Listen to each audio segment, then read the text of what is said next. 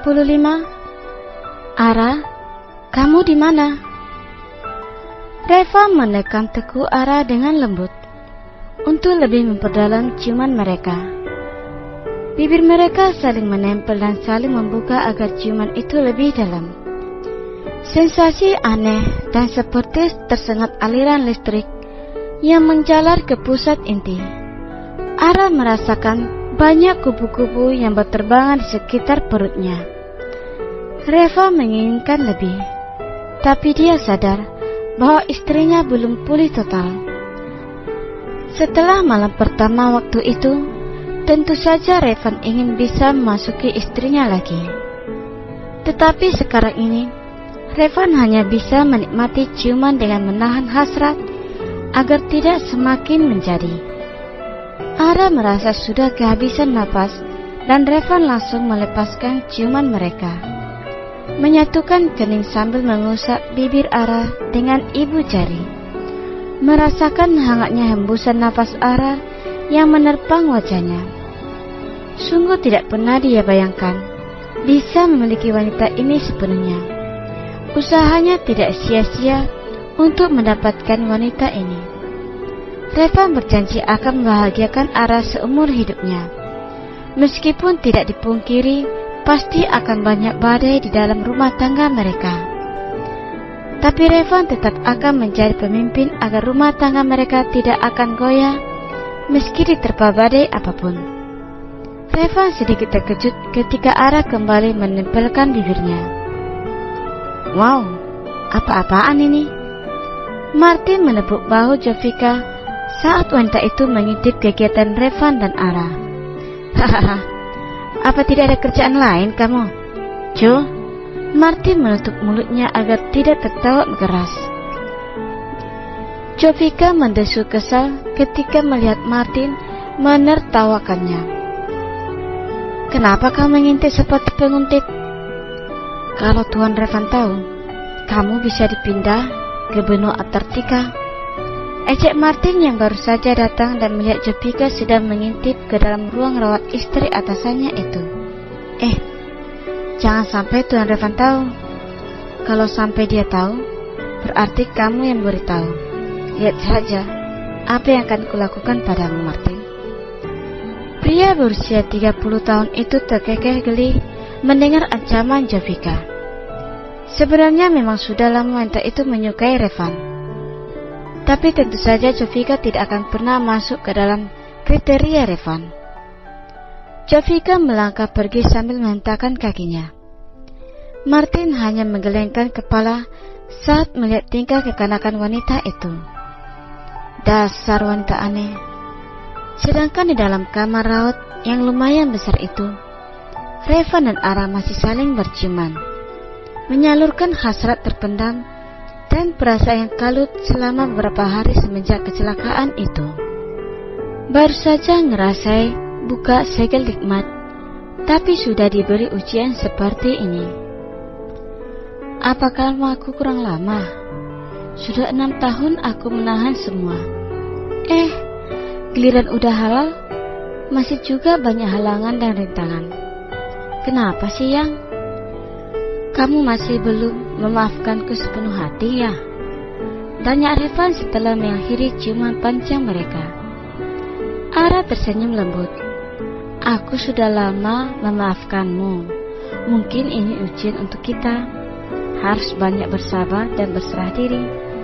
Percayalah, kalau kita pasti akan bahagia. Dan kehidupan rumah tangga kita sakinah mawaddah rawamah. Amin. Amin. Beberapa hari kemudian, Ara sudah 2 hari ini diperbolehkan pulang dari rumah sakit. Kondisinya juga sudah jauh lebih baik. Tidak ada yang perlu dikhawatirkan, karena memang pemulihannya berjalan dengan cepat. Semua itu juga tidak lepas dari kemauan Ara yang ingin segera sembuh dan bisa menjalani kehidupan sebagai seorang istri. Ara tahu bahwa dia belum mampu menjalankan perannya selama ini.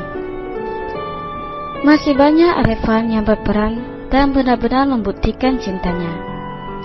Kali ini Ara juga ingin bisa menjadi seorang istri yang dibanggakan suaminya, memberikannya cinta dan perhatian.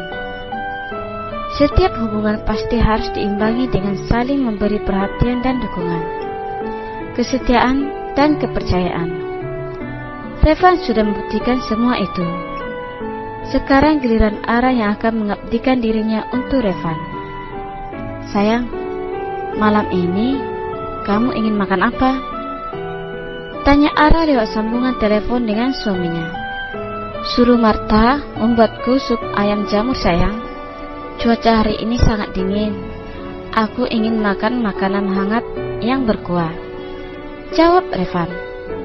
Memang cuaca di Jerman sekarang memasuki musim dingin, dan biasanya puncak-puncaknya saat bulan Desember dan Januari. Baiklah, ada lagi? Aku ingin coklat panas, tapi nanti bikinnya pas aku udah pulang. Kamu sudah makan siang sayang? Aku kangen. Sekarang baru makan siang bareng kalian di luar. Padahal aku ingin makan siang bareng kamu, ucap Revan dengan nada dibuat manja. Biasanya memang Revan menyempatkan diri untuk pulang saat jam makan siang. Jarak antara kantor dan apartemennya juga tidak terlalu jauh. Revan juga ingin makan siang bersama sang istri. Kan kamu lagi nemani klien? Gak apa-apa kok. Aku juga sudah makan bersama Marta, jawab Ara. Baiklah, kalau begitu aku tutup teleponnya dulu. Jangan lupa istirahat. Aku nanti akan pulang cepat. Love you my wife. Assalamualaikum. Waalaikumsalam. Ara meletakkan ponselnya di naskah. Sudah seminggu ini Revan kembali masuk ke kantor. Dia ingin menyelesaikan beberapa kerja sama dan akan segera mengumumkan pengunduran dirinya dari perusahaan. Revan akan mengurus perusahaan sang ayah yang ada di Jakarta, dan perusahaan yang ada di Mucing akan diserahkan kepada Raka. Sejak awal, Revan memang lebih mantap untuk menjalankan perusahaan yang ada di Jakarta. Marta, aku nanti akan masak makan malam untuk Revan. Siapkan ayam jamur dan kol.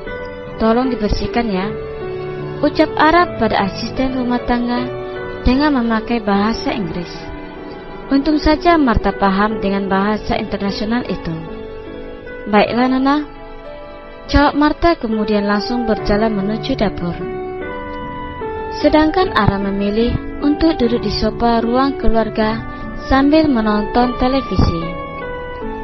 Sepertinya kegiatannya setelah menikah benar-benar sangat membosankan. Apalagi setelah kecelakaan itu, Revan tidak memperbolehkan Ara melakukan apa-apa. Padahal sekarang kondisinya sudah sangat sehat. Waktu berlalu begitu cepat. Jam sudah menunjukkan pukul 5 sore. Setelah sholat asar, Ara memutuskan untuk langsung berkutat di dapur. Dia berjanji akan mulai masak untuk hari ini. Pasti sebentar lagi Revan juga sudah pulang. Meskipun suaminya itu melarangnya melakukan aktivitas yang berat, tetapi sekarang ini yaitu memasak. Tapi Ara tetap akan memasak makan malam untuk suaminya. Revan tersenyum sumiran saat masuk ke dalam apartemen. Assalamualaikum sayang, sapa Revan berjalan masuk ke dalam.